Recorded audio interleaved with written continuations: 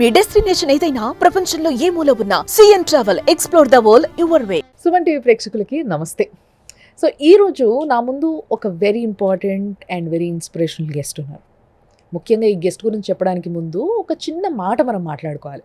ఏంటి అంటే, మనం మామూలుగా బీటెక్ చేసిన వాళ్ళు ఇప్పటికి కూడా వాట్ నెక్స్ట్ అనే ఒక క్వశ్చన్ మార్క్లో they are so many people కదా.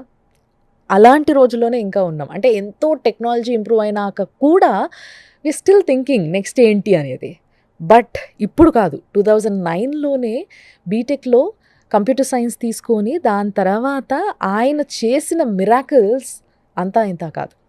ఎస్, ఎలాంటివంటే డైరెక్ట్గా బిజినెస్ మ్యాన్గా ఎదగడం, డైరెక్ట్గా బిజినెసే చేయడం, ఎక్కడ జాబ్ చేయకుండా. అక్కడి నుంచి ఆయన ఏ విధంగా అయితే ఆయన సంస్థలని ఎదగనిచ్చాడంటే, అక్కడ దాకా ఎట్లా తీసుకెళ్ళాడు అని అంటే there are so many things to talk.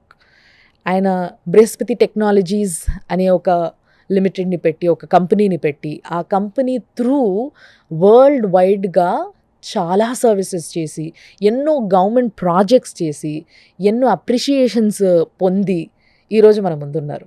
ఆయన ఆప్తా అంటే అమెరికన్ ప్రోగ్రెసివ్ తెలుగు అసోసియేషన్ ఏదైతే గ్లోబల్ బిజినెస్ కాన్ఫరెన్స్ పెట్టబోతుందో హైటెక్స్లో 4th and 5th of January, దానికి ఒక స్పాన్సర్గా ఉంటూ ఒక పెద్ద బిజినెస్ మ్యాన్ని, ఎలాంటి ఆంటర్ప్రెన్యూర్ అయినా, అంటే ఇప్పుడిప్పుడే స్టార్ట్ చేస్తున్న వాళ్ళైనా కూడా డైరెక్ట్గా కలిసి మాట్లాడి షేర్ చేసుకొని, అంటే వాళ్ళ యొక్క ఏవైతే ఎక్స్పీరియన్సెస్ ఉన్నాయో వాటన్నిటిని అండ్ వాళ్ళ ఒపీనియన్స్ని తీసుకునే అంత గొప్ప కాన్ఫరెన్స్ అది.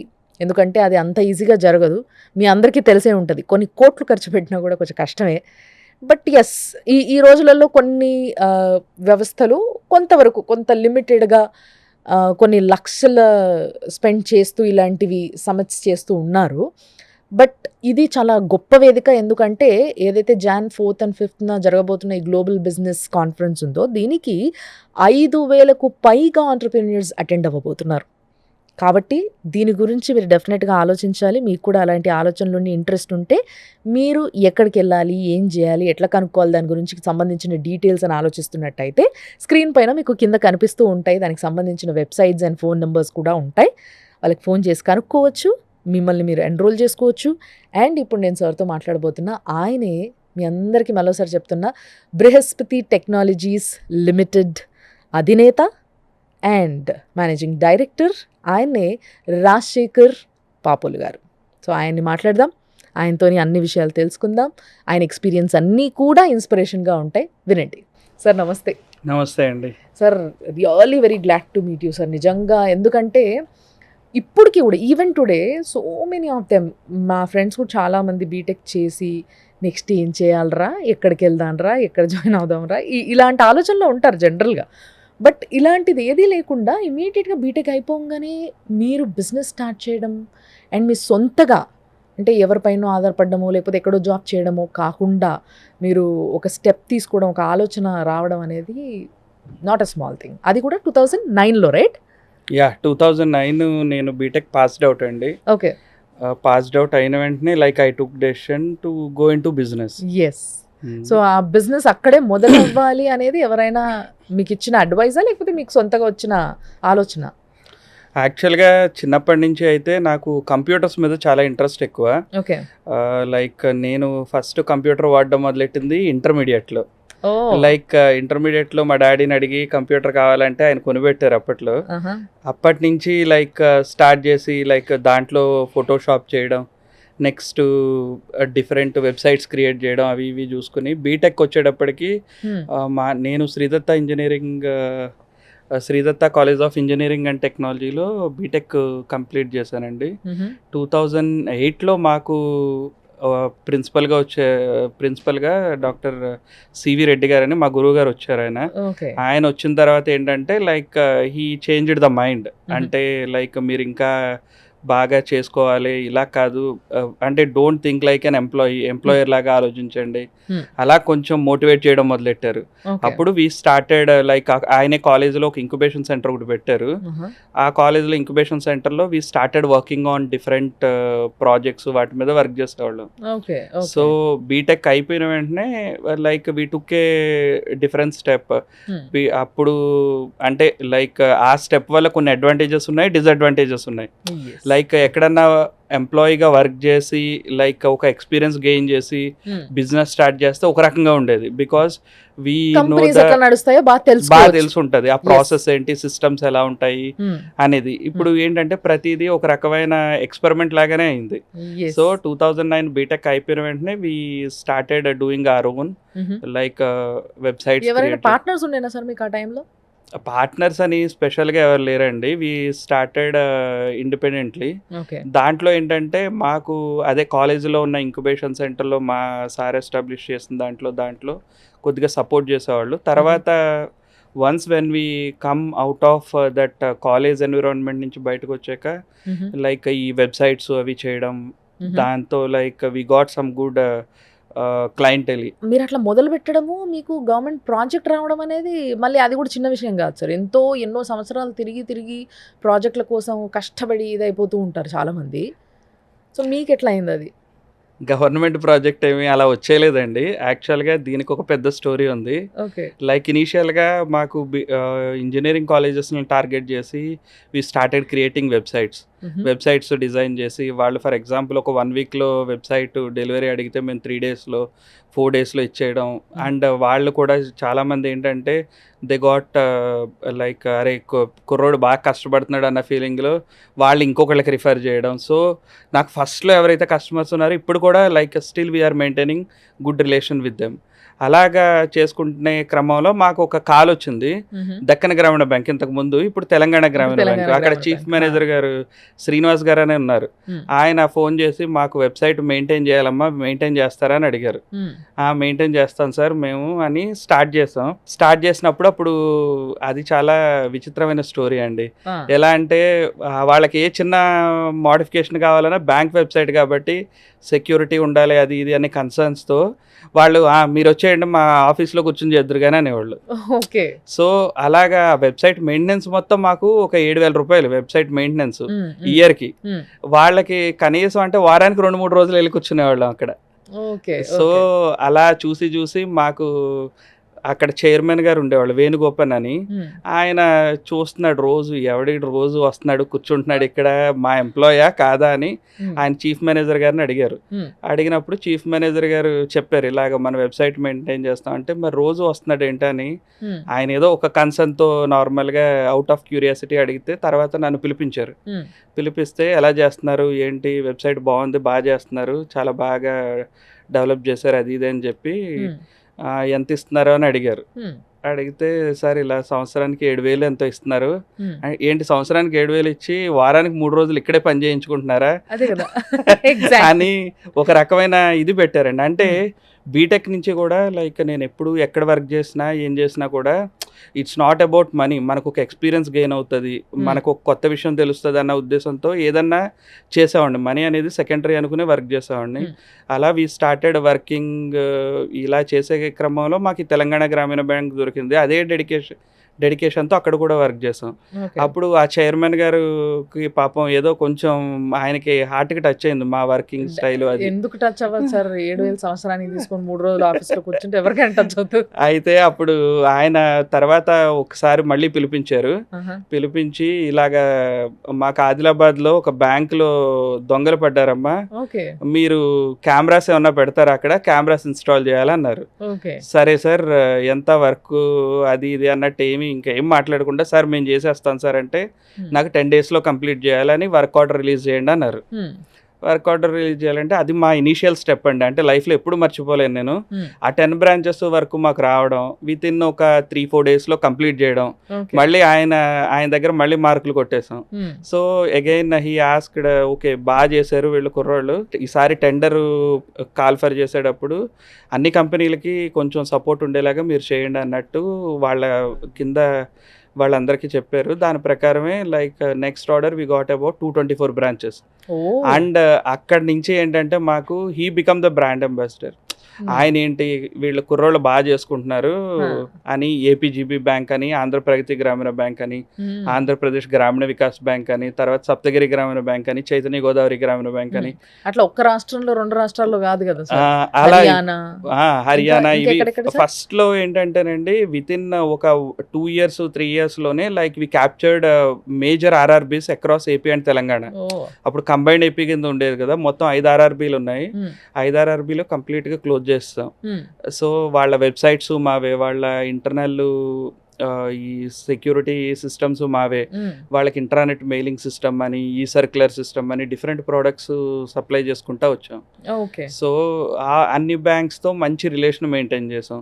తర్వాత గ్రామీణ బ్యాంక్స్ నుంచి తర్వాత national banks like Vijaya bank, south Indian bank, axis bank, bank of Baroda, ఇవన్నీ ఆర్డర్స్ తీసుకోవడం మొదలెట్టాం. దాని తర్వాత మెల్లగా స్టేట్ లెవెల్ ఆర్డర్స్.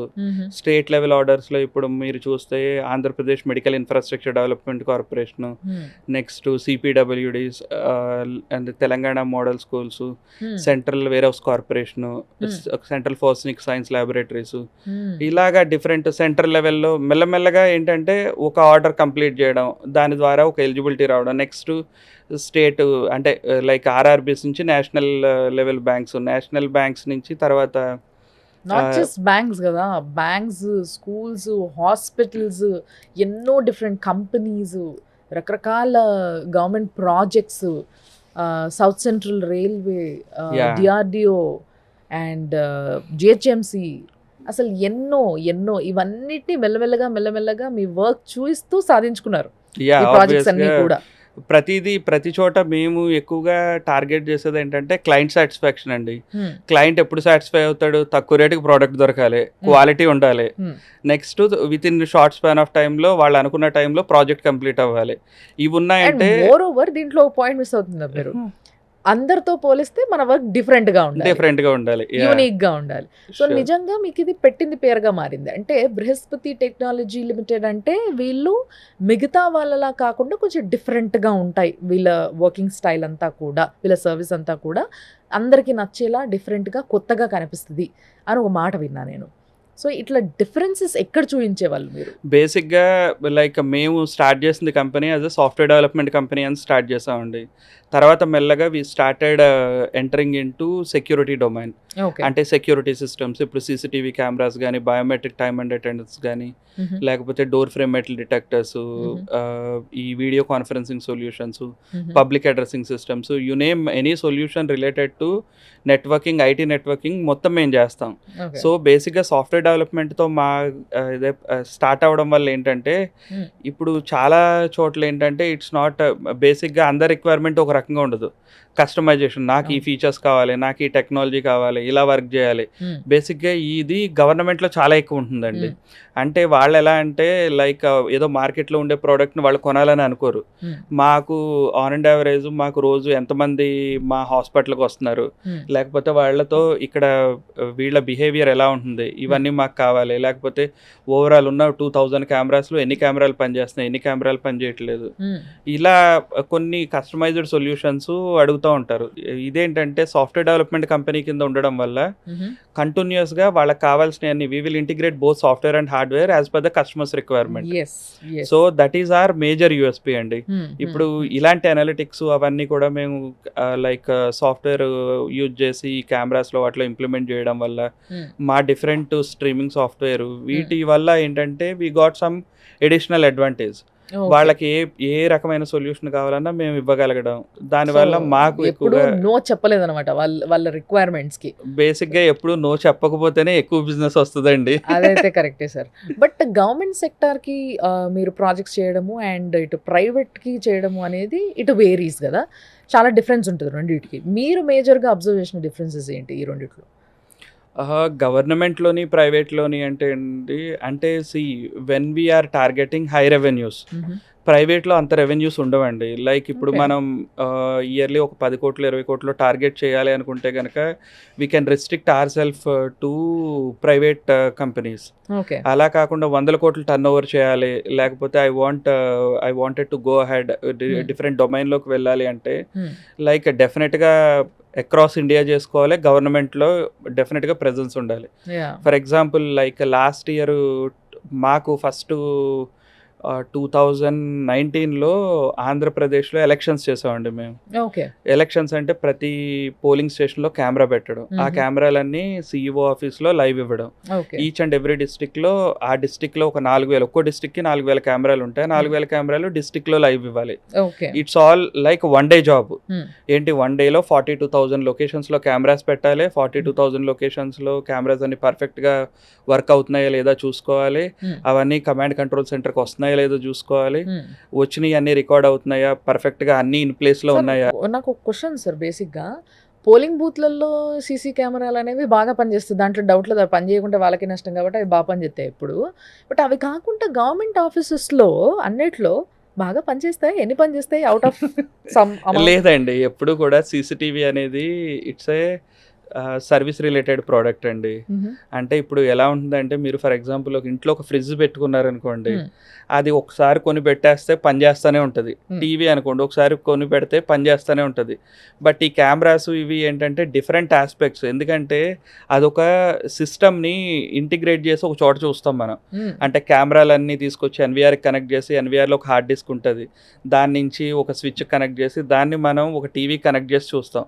ఇంత సిస్టంలో ఏంటంటే ఒక లైక్ ర్యాట్ బిటన్ కానీ, ఏదైనా ఎలక కొరకడం, లేకపోతే ఏదో ఒక ప్రాబ్లము, పవర్ ఫ్లక్చుయేషన్స్ వల్ల కెమెరాస్ పోతూ ఉంటాయి.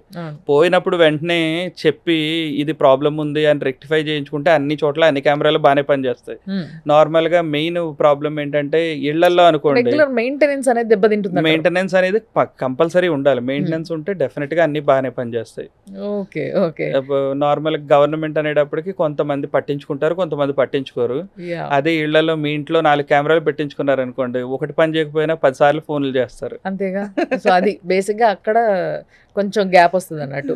బట్ నేను విన్నది ఏంటంటే పాండమిక్ టైంలో దాదాపుగా 12,000కి పైగా కెమెరాస్ని హాస్పిటల్స్లో, ఏపీ అండ్ తెలంగాణ హాస్పిటల్స్లో ఇన్స్టాల్ చేసినట్టుగా విన్నా నేను.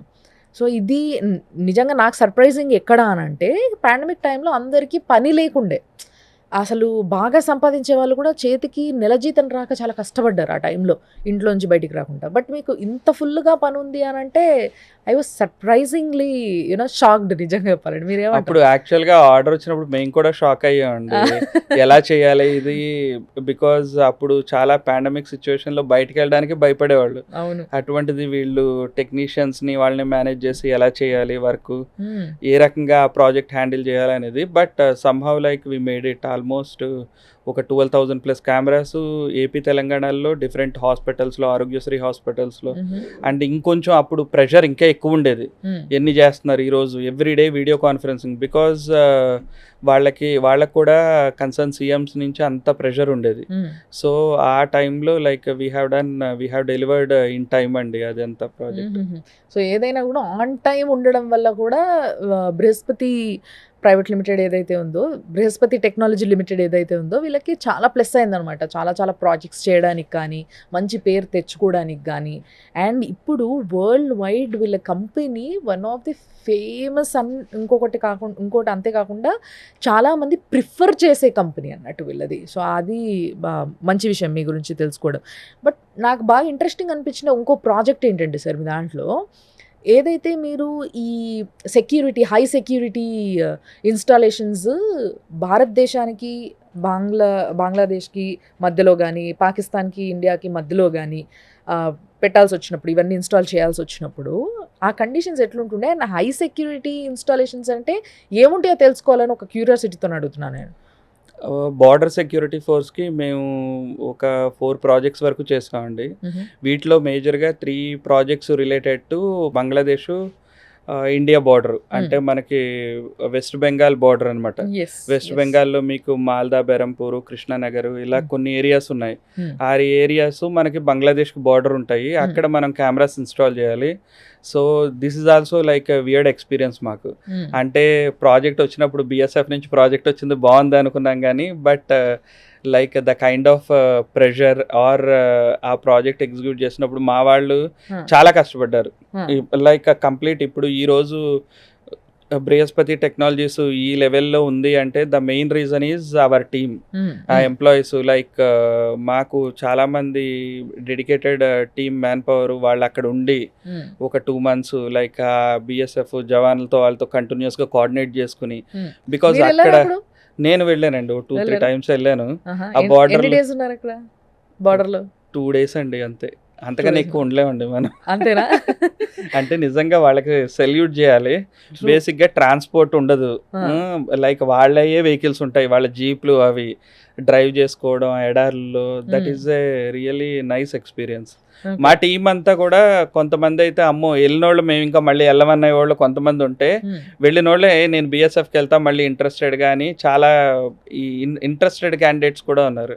చాలా మందికి ప్రతి ఒక్కరికి ఎవ్రీ ఇండియన్ హ్యాస్ దిస్, నిజంగా బార్డర్కి వెళ్ళి ఒకసారి చూడాలి, మనం కూడా కొట్లాడగలిగితే బాగుంటుంది, నేను ఆర్మీలో చేరుంటే బాగుండు, ఇట్లా ఆలోచనలు ఉంటాయి. But because of so many reasons వాళ్ళు ఆగిపోతూ ఉంటారు కొంతమంది. అండ్ అదంతా పక్కకు పెడితే పోయినా పోకున్నా వాళ్ళ వర్క్ ఎట్లుంటుంది, వాళ్ళు ఎట్లుంటారు, అక్కడ క్లైమేటిక్ కండిషన్స్ ఎట్లుంటాయి, ఇవన్నీ విషయాలు తెలుసుకోవడానికి బాగా ఇష్టపడతారు. సో మీరు పర్సనల్గా వెళ్ళి వాళ్ళతో ఉండి మంచి ఒక 2-3 రోజులు సావాసం చేసి వచ్చారు కాబట్టి ఇంకా మీకు బాగా తెలిసి ఉంటుంది నిజంగా. వాళ్ళది యాక్చువల్గా కొన్ని ఏరియాస్లో నార్మల్గా రోడ్డు ఉండదు, ఏమి ఉండదు, ఓన్లీ వాటరే. ఆ వాటర్లో కూడా వాళ్ళు అక్కడి నుంచి ఇక్కడికి వెళ్ళడానికి త్రూ బోట్స్ కానీ లేకపోతే కొంతమంది నడుచుకుంటూ వెళ్తారు. అండ్ అక్కడ బేసిక్గా కొంచెం డిస్టర్బెన్సెస్ కూడా ఎక్కువ ఉంటాయండి వాళ్ళకి. అక్కడ మాకు అంటే ఆ బిఎస్ఎఫ్ ప్రాజెక్ట్ మాకు రావడానికి కూడా like we have shown lot of, అది చాలా స్ట్రింజెంట్ ప్రాసెస్ అండి. ఎగ్జాక్ట్లీ. ఇప్పుడు అక్కడ రోడ్డే లేదు, పడవల్లో వెళ్తున్నారు, వాళ్ళకి చాలా రకరకాల అంటే టెక్నాలజీకి చాలా దూరంగా ఉండే ప్రాంతం అది బార్డర్స్ అనేవి. సో అలాంటి ప్లేస్లో హై సెక్యూరిటీ ఇన్స్టాలేషన్స్ అంటే మీకు ఇంకా పెద్ద టాస్క్ అది. అవును కదా, ఏ చిన్న ఇది మీకు సెట్ అవ్వకపోయినా అక్కడ anything, it may be anything set అవ్వకపోయినా కూడా మీ వర్క్ని మీరు కంప్లీట్ చేయలేరు. సో మీ వర్క్ పరంగా మీరు ఎదుర్కొన్న ఛాలెంజెస్ ఏంటి అట్లా? అక్కడ కొన్ని లొకేషన్స్ లో చెప్పాను కదండి, రోడ్లు ఉండవు, కంటిన్యూస్ గా వాటర్ ఫ్లో అవుతూ ఉంటుంది. ఆ లొకేషన్స్ లో మేము కనెక్టివిటీ ఇచ్చి కెమెరాస్ ఫిక్స్ చేయాలి. ఎగ్జాక్ట్లీ. సో అటువంటి అప్పుడు వైర్ వేస్తే వైర్ ఆగదు. లైక్ నార్మల్ గా ఏదో ఒక ప్రాబ్లము ఎలా కట్ అవుతుందో ఏం చేస్తారో తెలియదు. సో దానికి ఏం చేశారంటే మేము వాళ్ళతో మాట్లాడి మేము వైర్లెస్ కనెక్టివిటీ ఇస్తాం, టవర్లు వేసేసి లొకేషన్స్ లో మా సీసీ కెమెరాలు ఉన్న పొజిషన్స్ లో రేడియోస్ తో కనెక్టివిటీ ఇస్తాం అని వాళ్ళకి టెక్నాలజీ పిఓసి అది చేసి చూపించారు మా వాళ్ళు. So they got approved. అది మాకు చాలా ఈజీ అయింది. అంటే కొత్త టెక్నాలజీ వాళ్ళకి ఇంట్రడ్యూస్ చేసాం, దానివల్ల మళ్ళీ మాకు తర్వాత చాలా అప్రిసియేషన్స్ వచ్చినాయి వాళ్ళ దగ్గర నుంచి. And they recommended for new works also. Wonderful. So వాళ్ళ నుంచి వచ్చిన వర్క్స్ ఎలాంటివి సార్? ఇవేనండి మొత్తం బార్డర్ లో కంప్లీట్ సర్వేలెన్స్, లైక్ తర్వాత ఏంటంటే వాళ్ళకి డ్రోన్ సర్వేలెన్స్ కావాలని, రాడార్ ఇవి ఉండాలని, like they worked on different new technologies. వాళ్ళు చాలా అడ్వాన్స్డ్ గా ఉంటారు మనతో పోల్చుకుంటే. ఓకే. సో నాకేమనిపిస్తుంది అంటే ఇవన్నీ వింటుంటే you are the luckiest BTech student అనాలేమో నేను. ఎందుకలా నాకు అనిపిస్తుంది. లక్కీయెస్ట్ ఏమీ లేదండి, అంటే బిజినెస్ మ్యాన్ అనే దానికన్నా కూడా లక్కీయెస్ట్ బీటెక్ స్టూడెంట్ అనాలేమో మిమ్మల్ని. బిజినెస్ వైజ్ బేసిక్ గా నార్మల్ గా మీరు చూసుకుంటే యూత్ లో ఇప్పుడు చూసుకుంటే మీరు ఒక 10 మందిని బీటెక్ చేస్తున్న వాళ్ళని అడగండి ఎప్పుడైనా, అరే నీ బీటెక్ తర్వాత నువ్వేం చేస్తావు అంటే ఒక 9 మంది సాఫ్ట్వేర్ ఇంజనీర్లు అంటారు, ఇంకొకడు ఇంకో ఏదో క్వశ్చన్ ఆన్సర్ చెబుతాడు. కానీ బిజినెస్కి రావాలని ఎవరు అనుకోరు. బట్ నేను నా లైఫ్లో నేను చూసిన దీని ప్రకారం ఏంటంటే ఎప్పుడు కూడా like I will recommend everyone to go for a business. It's a kind of. ఇంకొకటి అండర్లైన్ చేసుకోవాలి ఏంటి అని అంటే, ఈ మధ్య మనం వార్తలలో చూస్తున్నాం బీటెక్ స్టూడెంట్స్ బిజినెస్ లోకి వెళ్తున్నారు, కానీ చాయ్ బిజినెస్లు, పానీపూరి బిజినెస్ లోకి వెళ్ళిపోతున్నారు బిజినెస్ చేయాలన్న ఒక ఇంట్రెస్ట్ తో. బట్ అట్లా కాకుండా మీరు చదువుకున్న దానికి సంబంధించిన బిజినెస్ చేయాలి, దాంట్లో మన బ్రెయిన్ ని బాగా వాడాలి అని ఆలోచించే వాళ్ళు మీరు అన్నట్టుగా ఒక్కరు కూడా ఉండరు. హార్డ్లీ ఉంటారు, అందులో మీరు ఒకరు. డెఫినెట్గా ఉంటారండి, కానీ వాళ్ళకి మనం ఆ ఎకో సిస్టమ్ కల్పిస్తే చాలా బాగుంటుంది. బేసిక్గా అంటే స్టూడెంట్స్లో కొంతమంది చెయ్యాలనుకునేవాళ్ళు, ఇప్పుడు నేను బిజినెస్ చేద్దాం అనుకున్నాను. నేను బిజినెస్ చేద్దాం అనుకున్నప్పుడు మధ్యలో చాలాసార్లు we have some financial problems, expand అవుదాం లేకపోతే ఇచ్చేద్దాం అనుకునేటప్పుడు ఫస్ట్లో లైక్ అంటే ఎప్పుడైనా కూడా మనకి లైఫ్లో ఒక సస్టైనబిలిటీ పాయింట్ అనేది మనం ఏదైనా ఒక హార్డ్ టైమ్స్ని తట్టుకుని సస్టైన్ అవ్వగలిగితేనే you will see that great. ఇది మీరు ఫైనాన్షియల్ ప్రాబ్లమ్స్, ఫైనాన్షియల్ ఇష్యూస్ అన్నారు కాబట్టి అడుగుతున్నాను నేను, లేకపోతే అడిగేదాన్ని కాదు. చాలా వరకు ఇలాంటి పెద్ద పెద్ద ప్రాజెక్ట్స్ ఒప్పుకున్నప్పుడు you will only receive some advance ముందు, రైట్? మిగతా అమౌంట్ అంతా తర్వాత మీకు బేసిక్గా ఇక్కడ ఇంకొక విషయం అండి, గవర్నమెంట్ ప్రాజెక్ట్స్లో ఎక్కడ కూడా రూపాయి అడ్వాన్స్ ఇవ్వరు. అది కూడా ఇవ్వరా సార్? ఇది ఇంకో అంటే రోడ్లు, కాంట్రాక్ట్స్ వీటి రిలేటెడ్ ఏంటంటే రన్నింగ్ బిల్స్ అవి ఇవి ఇస్తారు. బట్ మాది దురదృష్టవశాత్తు ఏంటంటే మా ఫీల్డ్ లో ప్రాజెక్ట్ కంప్లీట్ అయ్యాకనే డబ్బులు ఇస్తారు. లైక్ కొన్ని సెంట్రల్ గవర్నమెంట్ ఆర్గనైజేషన్స్ అవి ఇప్పుడు ఎంఎస్ఎంఈ ఫీచర్స్ ఇవి వచ్చాక ఏంటంటే దే ఆర్ సపోర్టింగ్. అంటే ఈ గవర్నమెంట్లో లైక్ ఎలా అంటే వాళ్ళకి తెలిసింది ఇప్పుడు ఎంప్లాయ్మెంట్ జనరేట్ చేయాలంటే వి నీడ్ మోర్ ఎంటర్ప్రీనియర్స్. ఇప్పుడు ఉన్న ఎంటర్ప్రీనియర్స్ని కిల్ చేసుకుంటా పోతే ఇంకా బిజినెస్ ఏముంటుంది, తర్వాత ఏం సంపాదిస్తాం అని. Like now there are lot of advantages schemes. ఏంటి మనకి ఇప్పుడు ముద్రా స్కీమ్ అని, startup initiative, startup innovative.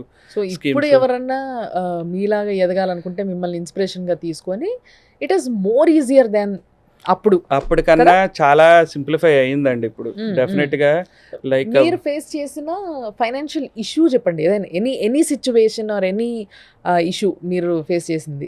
It may be anything, funny కావచ్చు, లేకపోతే మీరే తలుచుకొని నవ్వుకునే లాంటిది అయి ఉండొచ్చు, ఆర్ ఎనీథింగ్ ఎల్స్, బాధపడ్డది కావచ్చు. బేసిక్గా ఒక ప్రాజెక్ట్ చెప్పాను కదండి 2019 ఎలక్షన్స్ది. 2019 ఎలక్షన్స్, ఏపీ ఎలక్షన్స్ మాకు ఆ టైంలో చాలా పెద్ద ప్రాజెక్ట్ అది.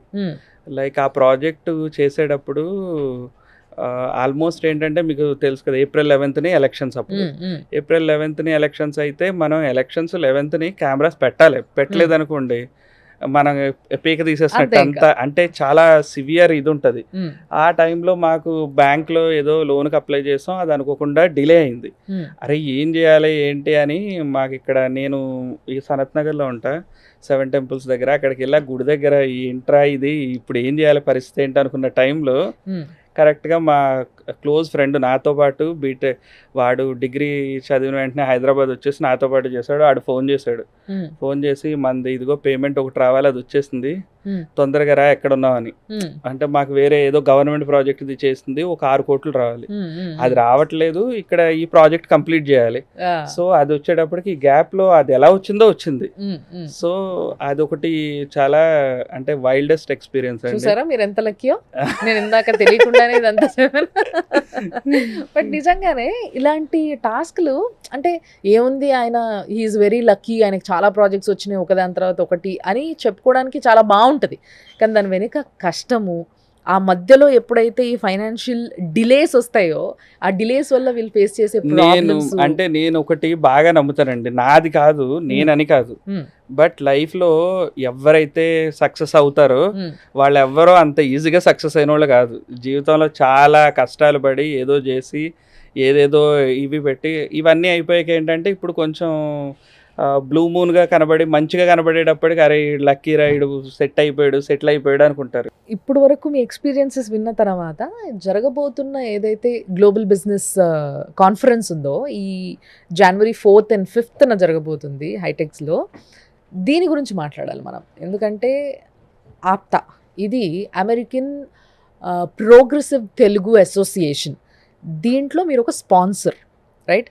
సో అసలు ఆప్తా అంటే ఏంటి, అసలు దానికి మీరు స్పాన్సర్గా ఉన్నారంటే మీరు దాన్ని ఏ విధంగా చూస్తున్నారు అనేది మీ వ్యూ అనేది మాకు చాలా ఇంపార్టెంట్. సో మీరు ఏం చెప్తారు దాని గురించి? ఆప్తా అనేది ఒక మంచి ఇనిషియేటివ్ అండి. లైక్ ఏంటంటే అమెరికాలో ఇక్కడ తెలుగు బిజినెస్ పీపుల్ మొత్తం అంతా కొలాబరేట్ అయ్యి ఒక పెద్ద ఎంటర్ప్రీనియర్స్ అంతా ఒక మంచి ఈవెంట్ ఆర్గనైజ్ చేస్తున్నారు. టు బి హానెస్ట్ చెప్పాలంటే లైక్ ఈ బిజీ షెడ్యూల్లో లైక్ చాలామంది కొన్ని ఆల్మోస్ట్ వీ కెన్ సే ఒక కొన్ని వందల మంది ఇన్వాల్వ్ అయ్యి డెడికేటెడ్గా లైక్ ఒక ఈవెంట్ చేయడం అనేది చాలా పెద్ద విషయం. ఈ ఆప్తా విషయంలో అదే జరుగుతుంది, ఎందుకంటే చాలా మంది ఇన్వాల్వ్ అయ్యి including like lot of people from US, like ఇండియాలో ఉన్న ఇక్కడ తెలుగు పీపుల్ అందరితోని మాట్లాడి వాళ్ళందరినీ పోగు చేసి ఒక హైటెక్స్లో ఒక మంచి ఈవెంట్ ఆర్గనైజ్ చేస్తున్నారు. ఇది డెఫినెట్గా ఏంటంటే it is like a good platform for majority of entrepreneurs. Like ఎవరైతే బిజినెస్ స్టార్ట్ చేయాలనుకుంటున్నారో, ఎవరైతే బిజినెస్ చేస్తున్నారో, వీళ్ళందరికీ ఏంటంటే ఆల్రెడీ బిజినెస్ చేస్తూ ఒక లెవెల్లో ఉండే వాళ్ళందరూ they can help their peers, మిగిలిన వాళ్ళకి ఎలా హెల్ప్ చేయొచ్చు ఏంటి అనేది. బిజినెస్లో ఎప్పుడైనా మీకు మేజర్గా అవసరం అయ్యేది కాంటాక్ట్స్.